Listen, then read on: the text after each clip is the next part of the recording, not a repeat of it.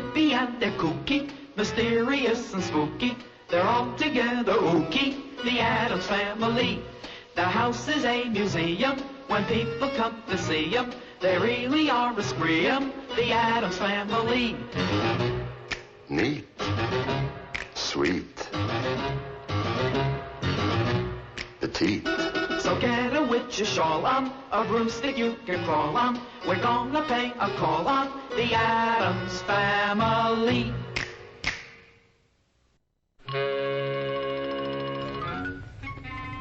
Ah, Gordon, you've recharged yourself, I see. 100 watts. Brilliant. Mail's here. Oh, thank you. Now, I wonder who that could be. Don't worry about it, Katamia. I'm sure whoever it is, Melvin will show them right in. Ah, thank you, Melvin, my good man. What can I do for you, ladies? We are from the firm of Hungerdunger, and McCormick. We represent the estate of the late Charles Addams. Well, isn't that marvelous? Very enterprising of you. I'm a lawyer myself. Really? Uncle Gooley is responsible for sending more criminals to prison than any other attorney. Good heavens, you're a prosecuting attorney? Defense. Be that as it may, we have here a cease and desist order. Well, how thoughtful. You are in violation of any number of copyright laws, trademark acts, and most importantly, it just plain isn't all that funny. We fully understand the Addams Family Jackie Coogan connection, but in this instance, you're lifting entire bits, lock, stock, and barrel from the Addams Family television show. Yeah, so? So stop it. Oh. Okay. Okay? That's it? Well, That's all you're going to do? well, she does have a point after all. We are infringing upon quite a number of copyrights. No, not that. It just wasn't that funny. Let us lodge with my fleas in the hills. Don't you need flee to my lodge in the hills? Hey, you have your fun, I'll have mine. No, you don't have to take a physical examination unless you insist on one. Well, I can't see that I'm sorry that bit has ended, as I had the most thankless of roles. Yeah, I didn't even have any lines.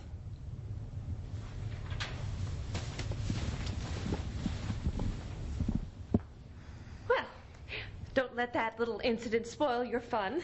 There's plenty more hilarious hijinks to come on Horror Incorporated, so please do stay tuned. Legal, authorized, and fully compliant hijinks, that is. Oh, yes, of course. We'll see to that. Because if not, we are prepared to bring about a class action suit against the producers of this program.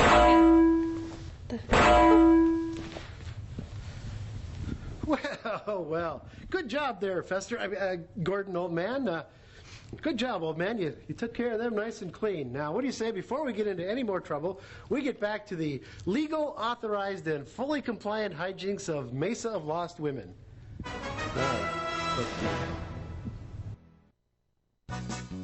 Horror Incorporated will be right back with more hijinks and hilarity after these most interesting and stimulating commercial messages. Do stay tuned.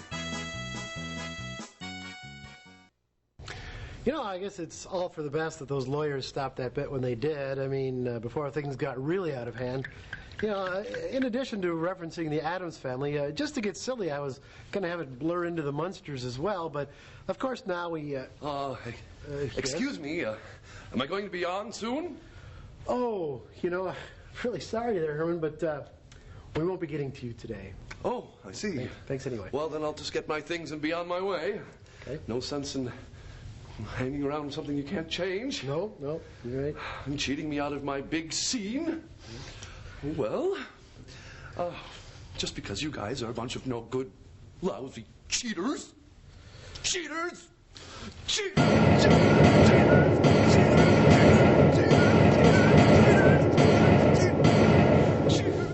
For those of you keeping score at home, this week's episode makes no more sense than this week's movie. By that, of course, I mean that this week's episode makes even less sense than usual.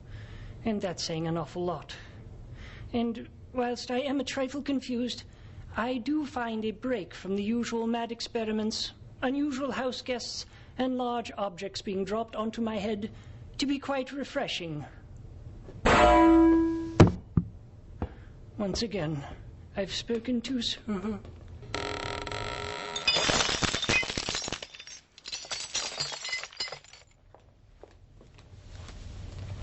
We're not liable for that. No, of course not.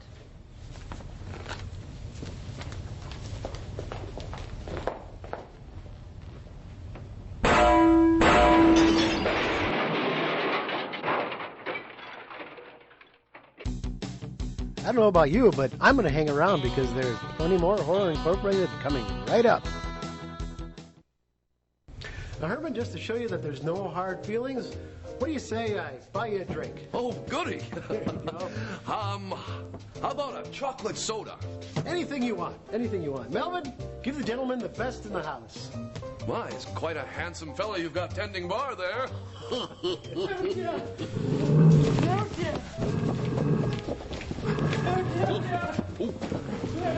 You know, it's that 135 werewolf, late as usual. Quite a busy place you've got here. Yes, I know. The hot dog stand would clean up.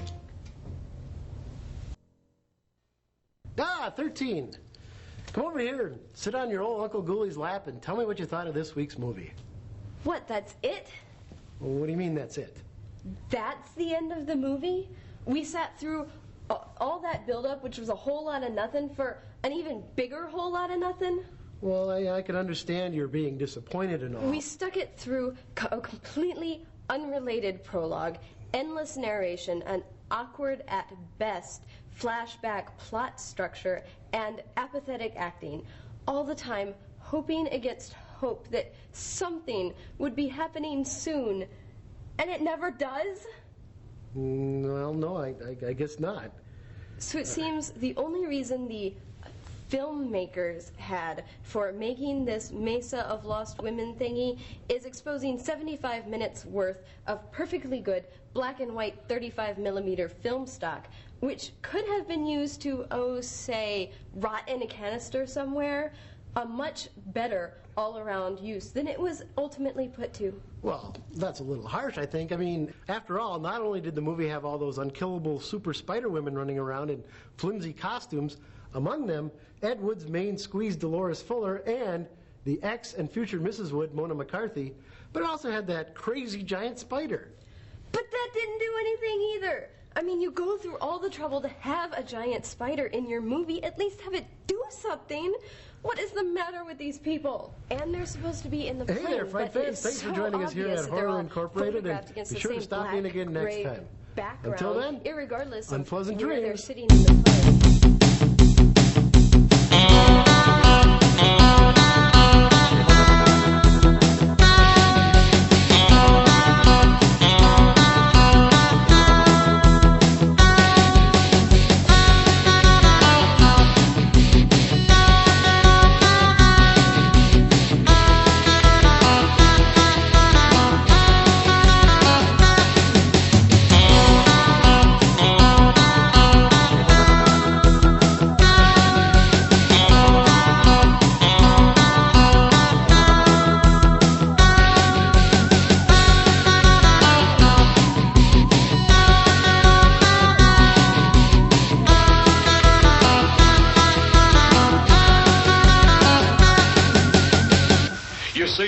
You see? Your stupid minds. Stupid!